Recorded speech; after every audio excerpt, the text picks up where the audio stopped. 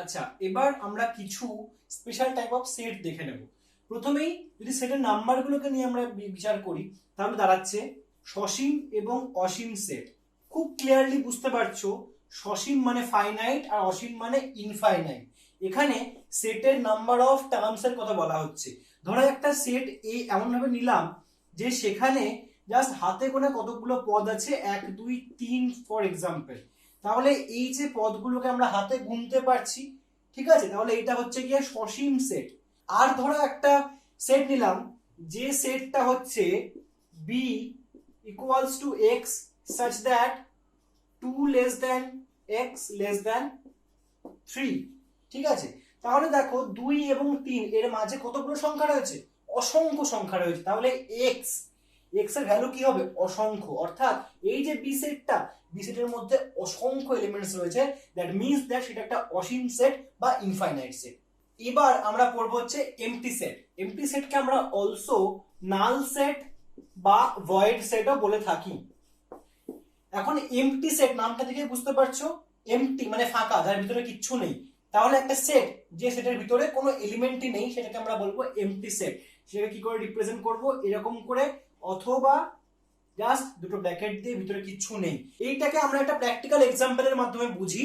ধরো তোমাকে বলা হলো যে জুন মাসের কোন কোন দিনে বৃষ্টি হয়েছে, সেই দিনগুলোর একটা সেট হচ্ছে গিয়ে এ, ঠিক আছে। এইবার তুমি দেখলে ওয়েদার রিপোর্টে গিয়ে যে জুন মাসে বৃষ্টি হয়নি, কোনো দিন বৃষ্টি হয়নি। তার মানে এই যে সেট, তার মধ্যে কি কি এলিমেন্ট থাকবে, কোনো এলিমেন্টই থাকবে না, অবভিয়াসলি না, কারণ অবশ্যই বৃষ্টি হয়নি। তাহলে আমরা সেই সেটটাকে বলবো ফাই সেট, কারণ তার মধ্যে কোনো এলিমেন্টই নেই, কোনো দিনই নেই যেদিন বৃষ্টি হয়েছে। এইভাবে আমরা একটা নাল সেট ও ভয়েড সেট কনস্ট্রাক্ট করতে পারি। নেক্সট হচ্ছে সিঙ্গলটন সেট বা বাংলায় বলে একপদী সেট। নাম থেকে বোঝা যাচ্ছে একটা মাত্র টার্ম থাকবে। তাহলে ধরো এ একটা সেট, যে সেটের মধ্যে একটি মাত্র এলিমেন্ট রয়েছে, ধরো সেটা 100, ওকে, তাহলে সেটা একটা সিঙ্গলটন সেট, ঠিক আছে। এবার পড়বো ইকুয়াল সেট। ইকুয়াল মানে একই, সেম। ধরো এ একটা সেট 1 2 3, ধরো বি একটা সেট 3 2 1, ঠিক আছে। তাহলে দেখে বুঝতে পারছো যে অর্ডারটা ডিফারেন্ট হলেও বেসিক্যালি এলিমেন্ট গুলো সেম। তার মানে এ আর বি সেট দুটো সেম। কি করে চেক করবে, চেক করার জন্য প্রথমেই দেখতে হবে যে এ আর বি এর নাম্বার অফ এলিমেন্টসটা সেম কিনা। Number of elements of A must be equal to number of elements of B. যদি এইটা ইকুয়াল হয়, তারপর আমরা চেক করব এ সেটের প্রত্যেকটা এলিমেন্ট বি সেটে রয়েছে কিনা। অর্থাৎ যদি এ সেটের প্রত্যেকটা এলিমেন্ট বি সেটে থাকে, তবেই আমরা বলবো সেটা ইকুয়াল সেট। আচ্ছা, এইবার খুব ইম্পর্টেন্ট একটা টপিক পড়াতে যাব, সেটা হচ্ছে গিয়ে সাবসেট। সাবসেট, ধরো একটা সেট আছে এ, সাপোজ 1 2 3 4 5 6 7 8 9 10, ঠিক আছে। আর একটা সেট আছে বি, এটা হচ্ছে ধরো 4 6 9। এখন বি কে এ এর সাবসেট বলা হবে, বি কে এ এর সাবসেট বলা হবে, এটা হচ্ছে কি সাবসেটের চিহ্ন, বলছি সেটা নিয়ে, যদি বি এর সমস্ত এলিমেন্ট এর মধ্যে থাকে।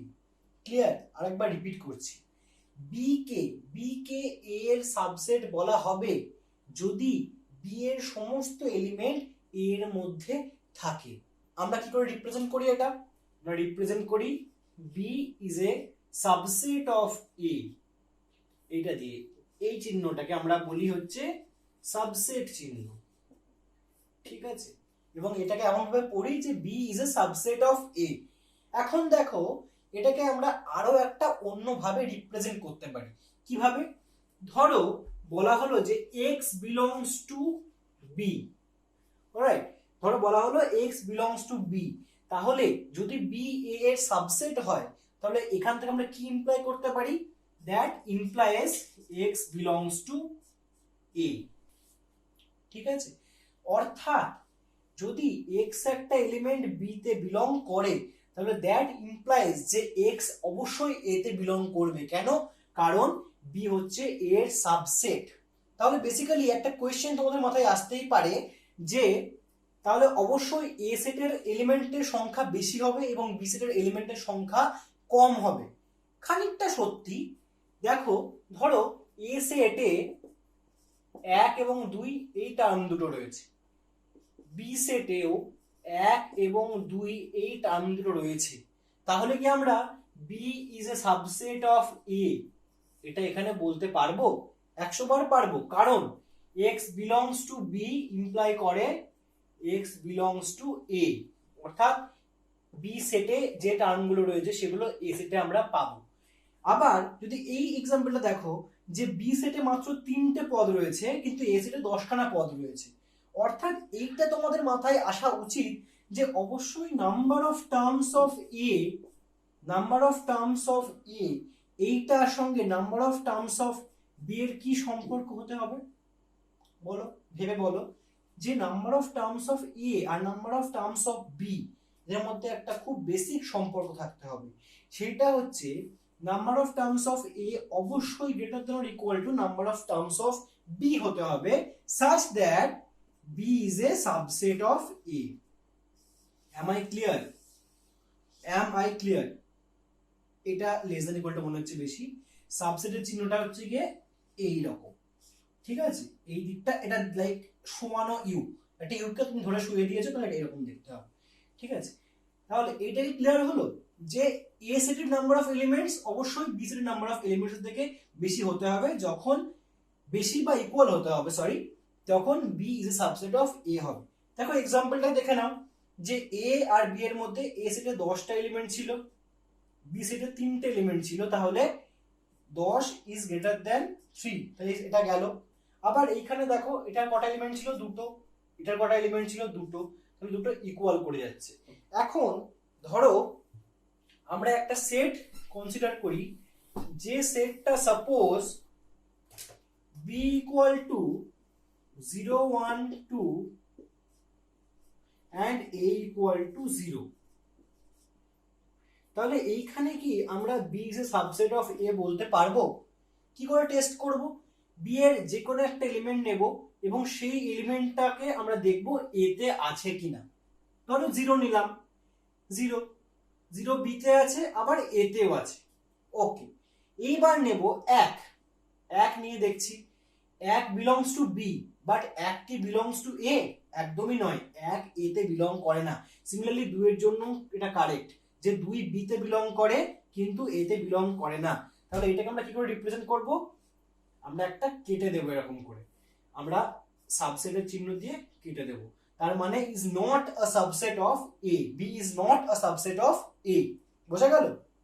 এইবার আরেকটা জিনিস পড়বো যেটা সাবসেটের সঙ্গেই সম্পর্কিত, that is called proper subset.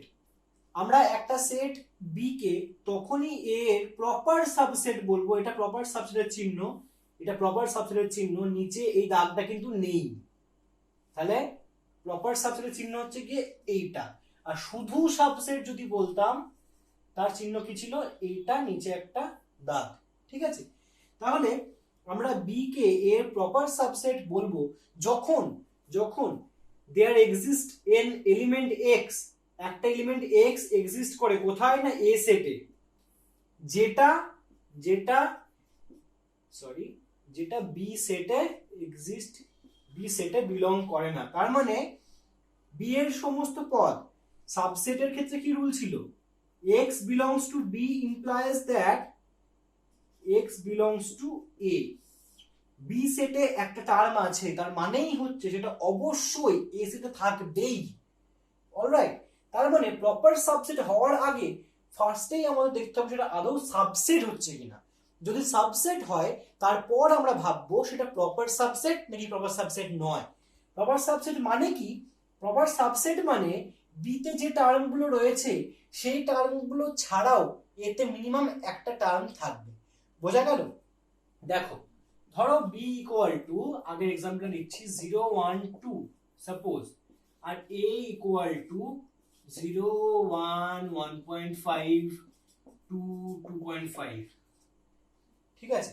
তাহলে দেখো বি এর সমস্ত পদ 0 1 2 সেইগুলো কিন্তু এ তে রয়েছে, বি এর সমস্ত পদ 0 1 2 কিন্তু এ তে রয়েছে, কিন্তু 0 1 2 বাদ দিয়েও কিছু কিছু পদ আছে যেগুলো এ এর ইউনিক পদ, শুধুমাত্র এ তেই রয়েছে, এক্সক্লুসিভলি এ তে রয়েছে, বি তে নেই।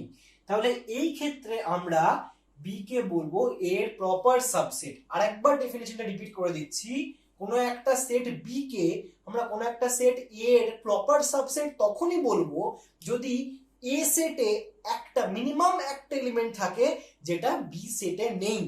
কিন্তু প্রপার সাবসেট হতে গেলে আগে সাবসেট তো অবশ্যই হতে হবে। ক্লিয়ার?